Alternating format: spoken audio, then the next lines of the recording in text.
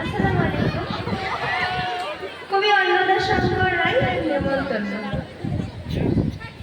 যাচ্ছ কোথায়? জানি কোথা? কিসের জন্য? নেমন্তন্ন। বিয়ে বুঝি? না বাবুজি, কিসের তবে? ভোজন হবে। শুধুই ভোজন? প্রসাদ ভোজন। কেমন প্রসাদ? যা খেতে স্বাদ। কি খেতে চাও? ছানার পোলাও, ইচ্ছে কি আর? সরপুরিয়া, আহ, কি আয়েস! রাবড়ি পায়েস, এইটা বলি?